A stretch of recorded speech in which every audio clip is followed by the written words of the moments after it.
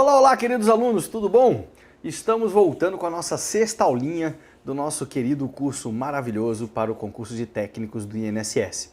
Na aula anterior, prometi a vocês que iniciaríamos o estudo das receitas da Seguridade Social em âmbito federal.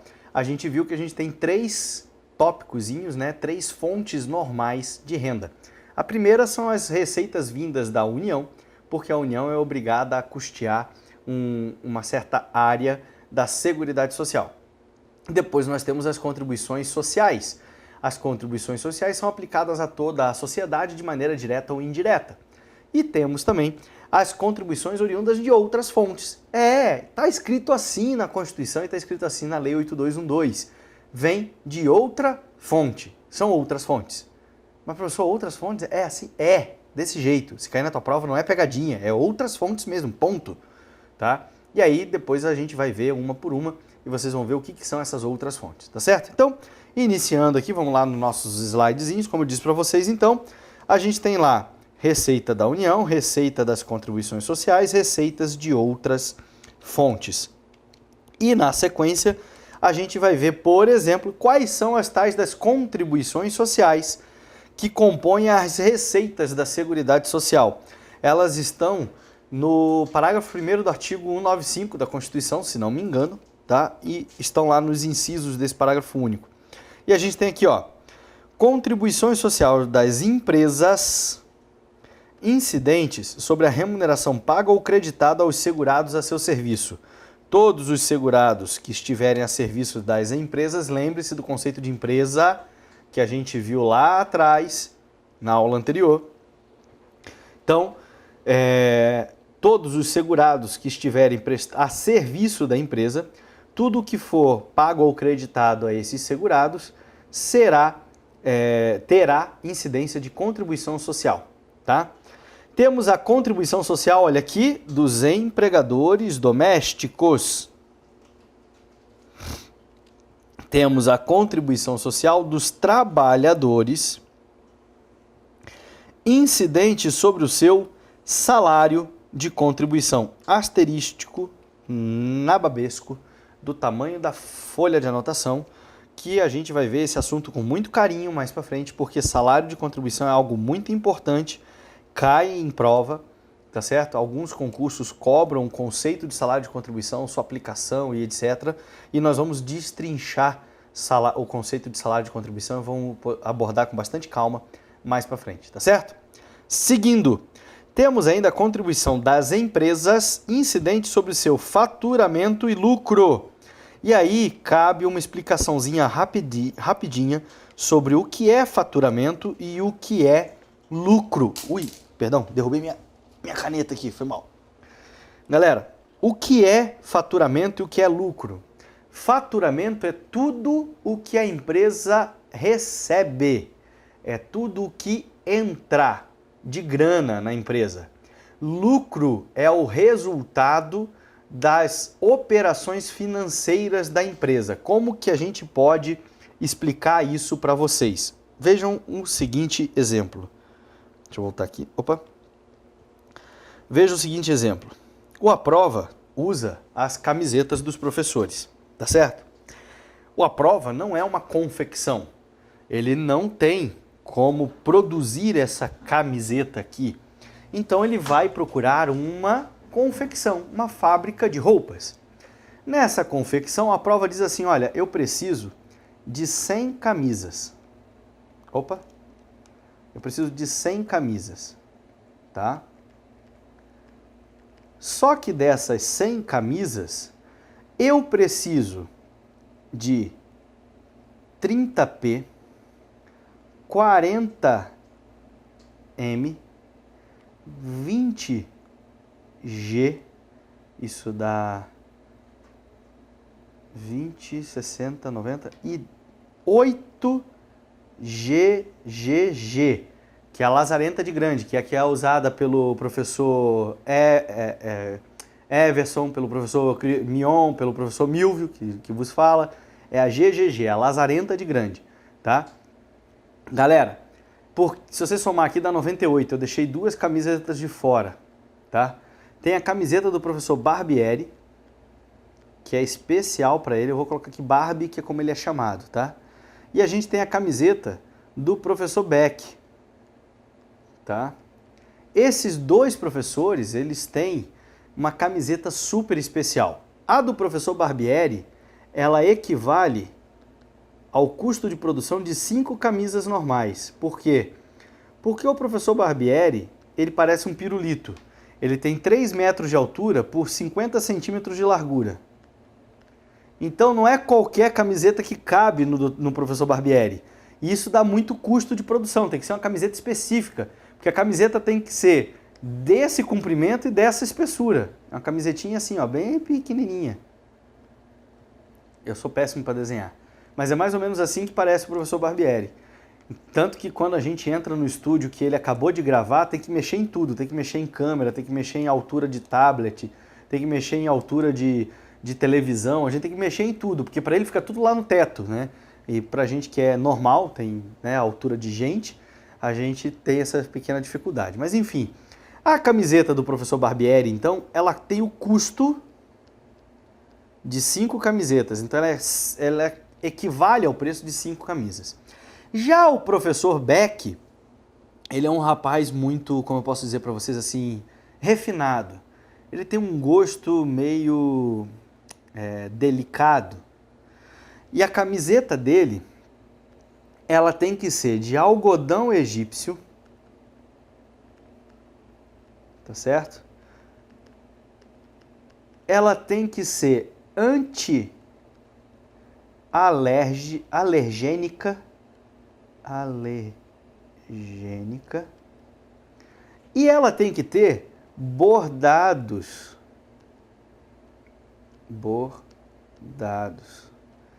feitos à mão, tá certo? Por quê? Bom, anti-alergênica porque ele diz que não é qualquer tecido que pode encostar na pele dele, porque dá alergia. O algodão egípcio é o que ele diz que melhor se adapta.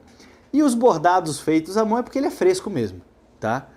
E detalhe, por conta disso, a camiseta do professor Beck, ela tem o custo equivalente a 17 camisetas. Tudo isso, professor? É, tudo isso. Porque, pô, né, não é qualquer tipo de algodão, não é qualquer tipo de traçado, ela tem que ter esse tratamento anti-alergênico, ela tem que ter bordados feitos à mão, tá certo?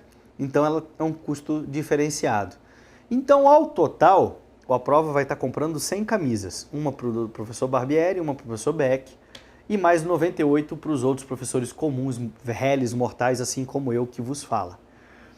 Mas o custo total que será cobrado é o equivalente ao preço de 120 camisetas.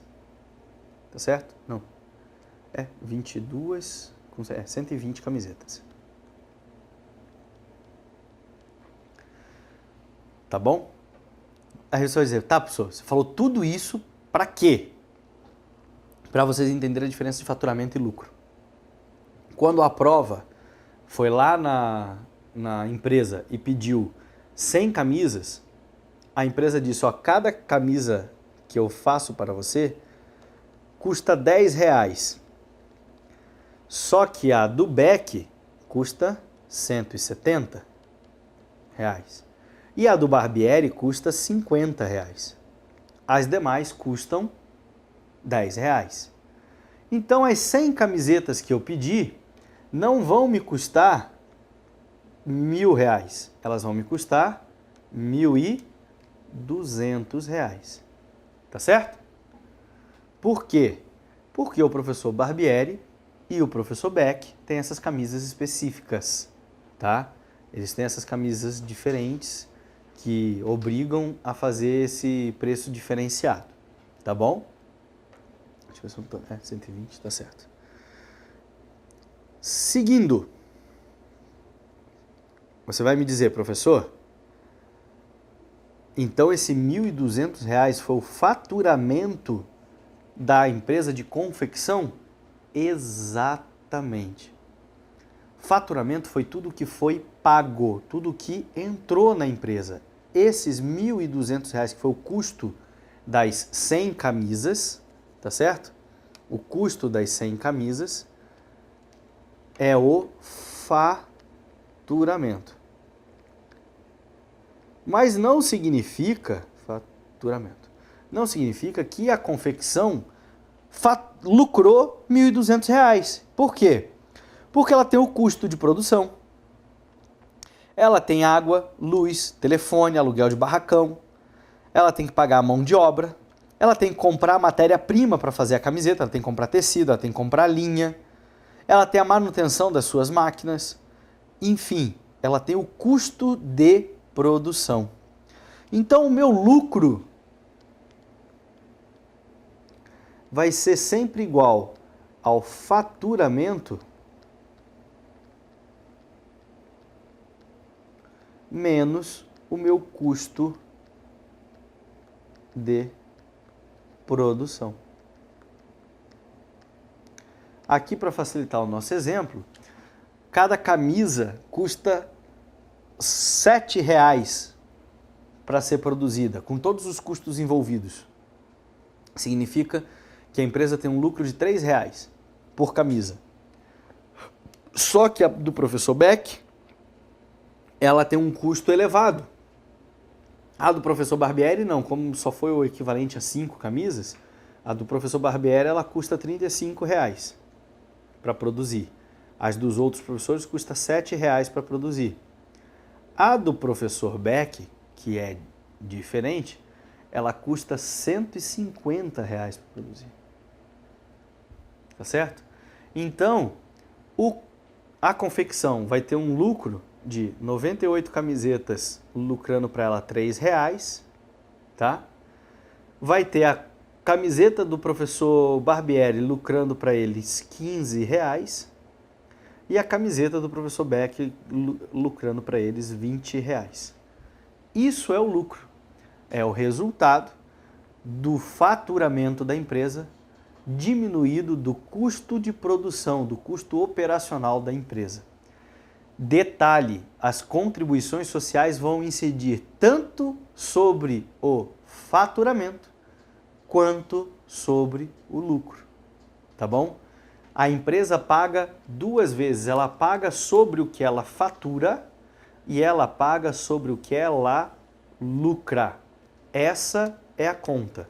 É pesadinho, é bem pesado. Mais pra frente vocês vão ficar com o cabelo um pouquinho mais de pé quando a gente começar a colocar tudo isso em números, tá bom? Vamos lá. Eu gosto de limpar para poder ir explicando. E por fim, a última contribuição social que aparece para a gente aqui é a contribuição social incidente sobre a receita dos concursos de prognóstico. Sabe o que é concurso de prognóstico? É loteria, meu querido. Loteria é concurso de prognóstico. Então, a gente vai ter ainda contribuição social incidente sobre a receita das loterias. Todas elas? Todas elas. Mas, professor, todas? Todas. E o jogo do bicho? Não confunda! Jogo do bicho não é loteria. Jogo do bicho é contravenção penal. É um ilícito, ele não é regulamentado, ele não é autorizado. Então, sobre o jogo do bicho não incide nada, tá? Vamos entrar então na contribuição da União. Como eu disse para vocês, aos pouquinhos a gente ia acabar introduzindo o estudo da Lei 8212 e tá aí. Primeiro passo, primeira parte da Lei 8212 que nós vamos estudar são os artigos 16 a 19, que vão contar para a gente como que é feita a contribuição da União para a Seguridade Social. Então, de acordo lá com o artigo 16 até o artigo 19 da 8212, a contribuição da União destinada ao RGPS é prevista anualmente na lei orçamentária. Portanto, se cair na tua prova te perguntando através de que forma a União contribui para a Seguridade Social, você vai responder através das determinações de lei orçamentária anual. Aquilo que estiver na lei orçamentária anual da Seguridade Social vai ser destinado para a contribuição da União, tá? E esta contribuição da União, ela tem uma responsabilidade. Sabe qual que é? A cobertura de eventuais insuficiências financeiras da Seguridade Social. Lembrem-se que quando falamos de Seguridade Social, estamos falando de saúde, assistência e previdência. Portanto, a responsabilidade da contribuição da União é cobrir eventuais insuficiências financeiras da Seguridade Social. Portanto, quando vocês ouvem falar de déficit da Previdência, que a Seguridade Social está falida, que não tem dinheiro, significa que a União não está aguentando fazer a parte dela. Porque se na legislação a gente tem uma determinação por escrito, em artigo de lei, que é responsabilidade da contribuição da União cobrir eventuais insuficiências financeiras da Seguridade Social, significa que o legislador já tinha ciência de que em algum momento o sistema sozinho não se suportaria e que seria necessário aportes da União para a cobertura dessas insuficiências, porque ele fala em eventuais insuficiências. O sistema é feito para se bancar sozinho, mas em caso de falta de dinheiro, a União complementa.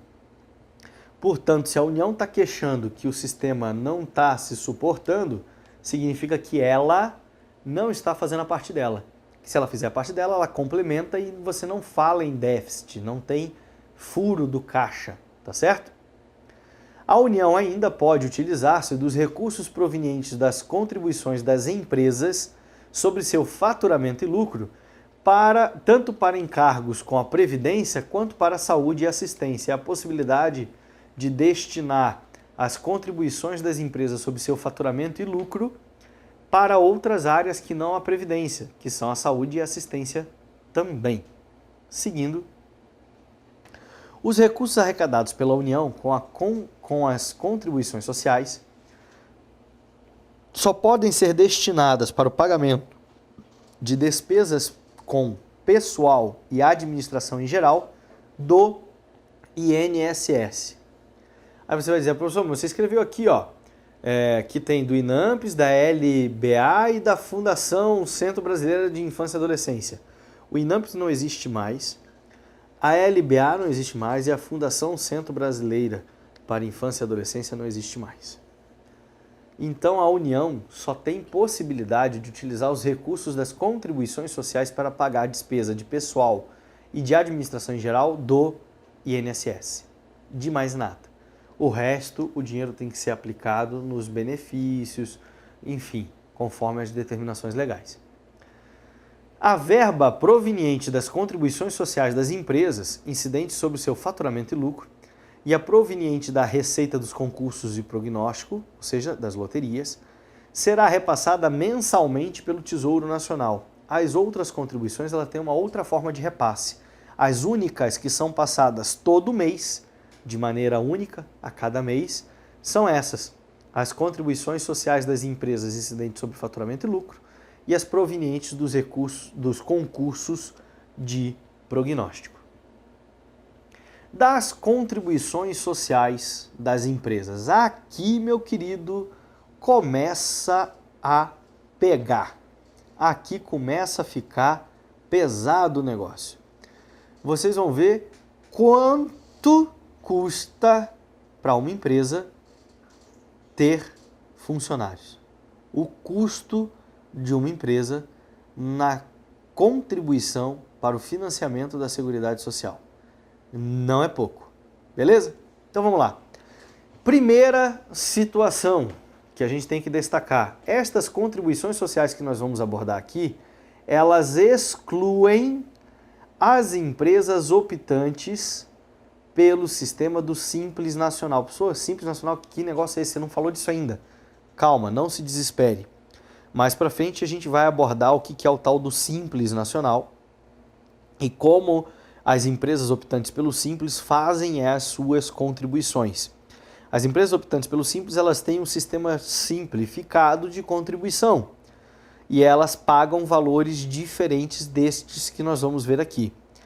Este conceito aqui serve para as empresas em geral e também serve para aquele conceito que a gente viu do que é considerado empresa na aula passada, tá certo?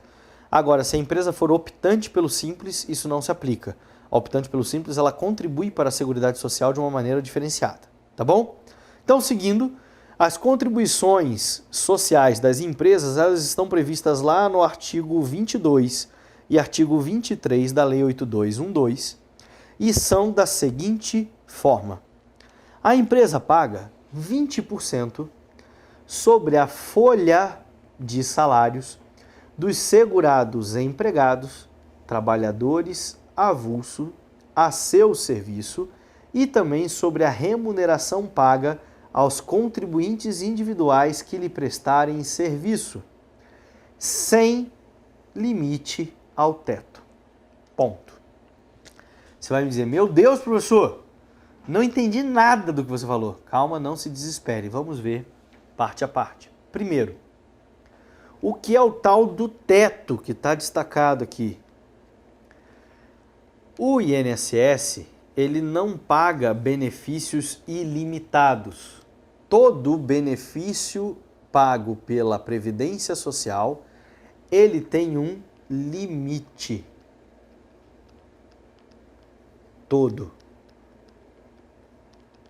benefício tem um limite, tá certo? De quanto é esse limite? Para o ano de 2014 é de R$ 4.390,24. Ninguém pode receber da Previdência Social valor maior que esse? Não. Só tem duas exceções que nós veremos na sequência, tá? Existem duas exceções, mas aí a gente vê depois, tá bom? Então, todo benefício da Previdência ele tem um limite, tá? Então, se eu não posso receber benefício em valor superior a esse limite, eu também não posso contribuir acima desse limite. Perfeito. Os segurados não pagam acima do teto. Significa que se o meu salário é de R$6.000, eu vou contribuir apenas até 4.390,24, porque qualquer benefício que eu vá receber terá esse limite. É isso, professor? Isso, perfeito. Contudo, meus queridos, a contribuição da empresa incidente sobre esse salário que ela me paga não tem limite ao teto. Então a empresa vai pagar 20% sobre a minha remuneração completa, sem limite ao teto. Eu, pessoa física, empregado, funcionário, enfim, sobre a minha remuneração eu pago apenas até o limite do teto. Todos os empregados, todo mundo. A empresa não. A empresa paga sobre a remuneração creditada, tá bom? Beleza? Entendido esse primeiro ponto? Vamos para a sequência. Então, a empresa não paga limitação ao teto.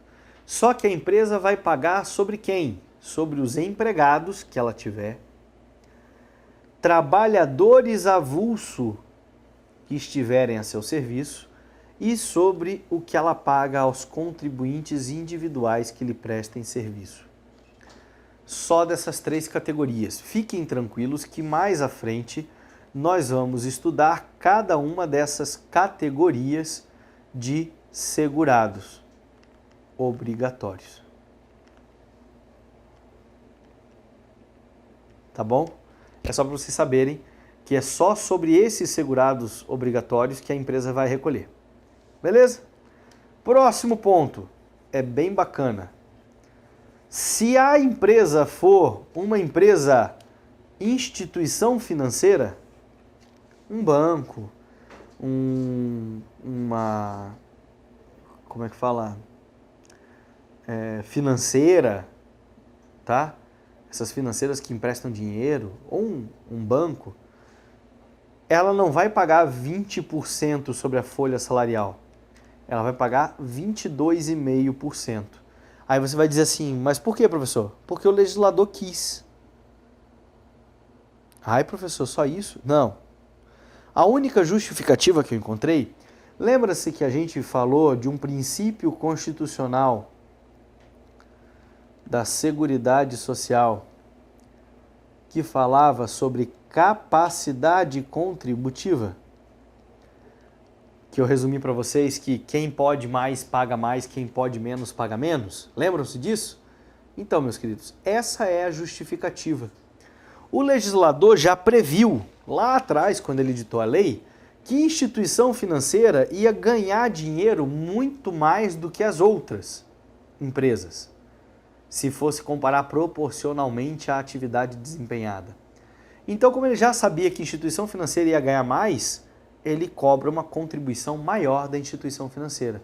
Professor, dessa forma, assim, só é desse jeito. Por quê? Porque a instituição financeira pode pagar mais, porque ela ganha mais.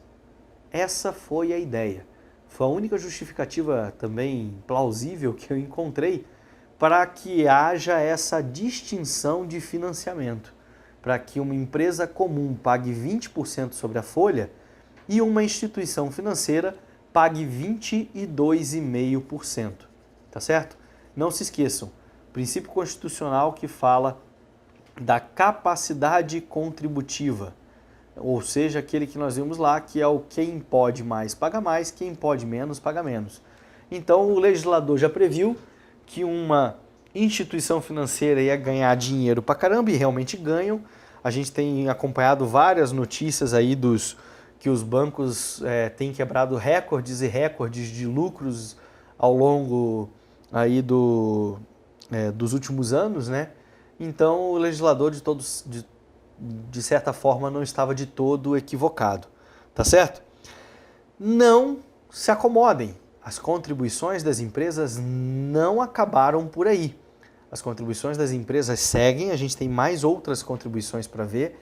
Essa é apenas uma modalidade de contribuição que recai sobre a folha salarial. Mais para frente a gente vai ver outras contribuições também. Então, na nossa próxima aula, continuaremos a falar das contribuições sociais das empresas, tá certo? Galera, não deixem de utilizar os recursos que a prova disponibiliza para vocês, não deixem de exercitar, lembre-se que eu falei para vocês, tentem fazer o máximo possível de exercícios da matéria, principalmente casando o conceito da banca examinadora com a matéria que a gente está estudando, e tentem, da melhor maneira possível, exercitar. Essa é a melhor forma de conteúdo, é a melhor forma de fixação da matéria. E a gente tem também aquela nossa parceriazinha bacana em que você aí em casa vai lendo a lei e eu aqui vou contando para você os detalhezinhos e trazendo de uma maneira um pouco mais limpa, um pouco mais fácil para você, tá certo? Galera, um forte abraço, bons estudos e eu encontro vocês na nossa próxima aula. Até lá, valeu, tchau, tchau!